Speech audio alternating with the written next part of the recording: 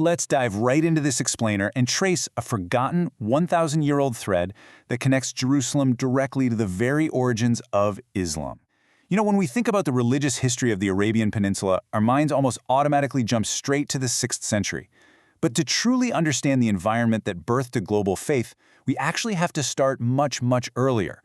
We're going to map out this incredible historical narrative, the rise and the violent fall of an ancient Jewish kingdom in Arabia, and how its dramatic collapse scattered scholars, refugees, and deep theology right into the path of a rapidly changing world. So our story actually kicks off way back around 950 BCE. Picture this. A wildly wealthy ruling Queen of Sheba from the region of modern-day Yemen packs up a massive caravan and travels 1,000 miles north through the desert. And she didn't go for trade either. She went to Jerusalem specifically to test King Solomon's legendary wisdom with hard philosophical riddles. But what's really fascinating here is what she brought back.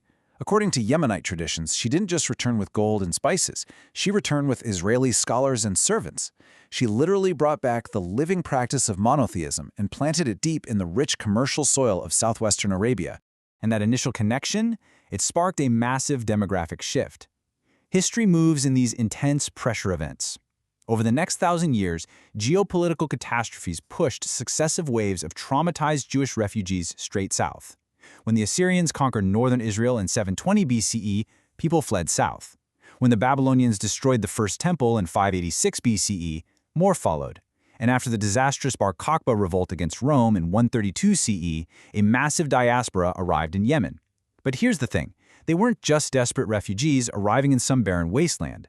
They were integrating into a highly sophisticated, welcoming Yemenite civilization that already knew their God. Now, centuries of this integration triggered a truly remarkable cultural fusion. For generations, the ruling Arab Himyarite kings of Yemen were pagans. They worshipped the moon god Al-Makka at these magnificent archaeological sites like the Bahrain Temple. But they were living side by side with Jewish scholars, traders, and intellectuals. And through centuries of proximity and debate, something astonishing happened. The ruling class actually began to change. By roughly 380 CE, royal inscriptions carved into stone just stopped mentioning pagan gods completely. In their place, they praised the God of Israel. The Himyarite kings had officially converted to Judaism. This created a massive, polarizing geopolitical contrast in the ancient world. It's almost hard to wrap your head around. Up in the north, the Roman Empire had formalized Trinitarian Christianity by 380 CE and was rapidly consolidating its religious power. But in the exact opposite direction, down in the southwestern corner of the Arabian Peninsula, they were establishing a sovereign Jewish state. For nearly a century and a half, the theological vocabulary of the Hebrew Bible was literally the official language of Arab royal power. But as we know, kingdoms rarely exist in a vacuum, and empires eventually clash. Enter Yusuf Asar Yathar, known to history as Dhu Nuwas, which translates to "he of the sidelocks." Dhu Nuwas seized power in 517 CE by overthrowing a Christian puppet king who was backed by the rival Abyssinian Empire. Now, Dhu Nuwas was a militant Jewish king, and he wore the visible markers of his faith proudly. He had this incredibly audacious vision. He wanted to build a massive pan-Semitic alliance to stand against the expanding Christian empires of Byzantium and Abyssinia. However, this fierce political ambition led to unimaginable tragedy. To secure his borders against those Christian empires, Dhu Nuwas waged a calculated, brutal war on the prosperous Christian oasis city of Najran, located right on Yemen's northern frontier. The events of 523 CE are documented at the modern Al-Uqdud archaeological site, and honestly, they are grim. Dhu Nuwas wasn't just suppressing a minority here, he was sending a highly visible, violent message to the entire Christian Byzantine world. The brutality of this specific event is preserved in multiple historical records. According to the surviving eyewitness accounts of a 6th century bishop named Simeon, the Christian clergy and the citizens of Najran were issued a horrific ultimatum. When they refused to renounce their faith, the soldiers of Dhu Nuwas locked the priests and leadership inside their own church, piled wood all around it, and burned them alive. Thousands perished in the flames.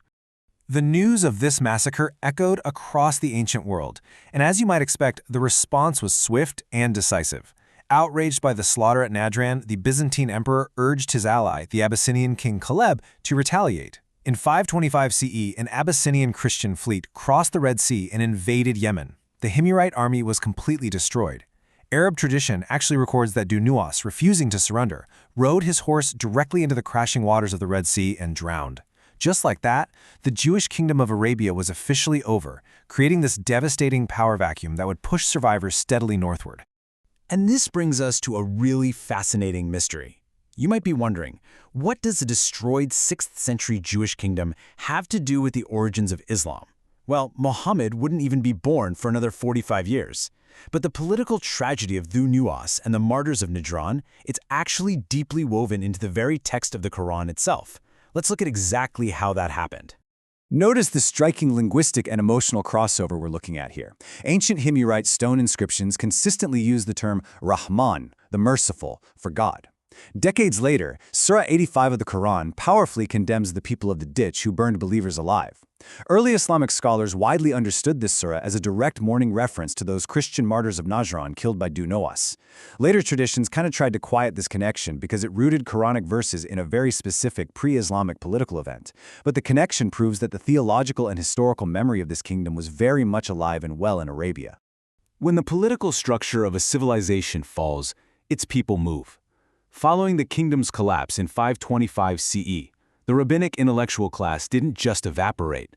Fleeing north along these ancient, desolate trade routes, they carried 1,400 years of Jewish theology, prophetic stories, and rabbinic commentary.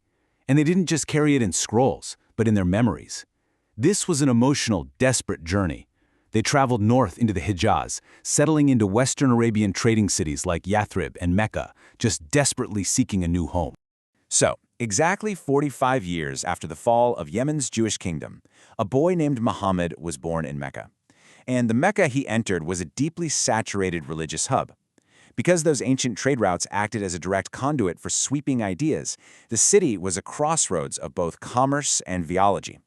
The physical sanctuary of the Kaaba housed idols from countless tribes, effectively acting as a pan-Arabian religious marketplace where literally everyone could find their gods under one roof. This is absolutely crucial to understand. Muhammad's environment was not a blank slate. He grew up surrounded by a vibrant, incredibly complex tapestry of beliefs.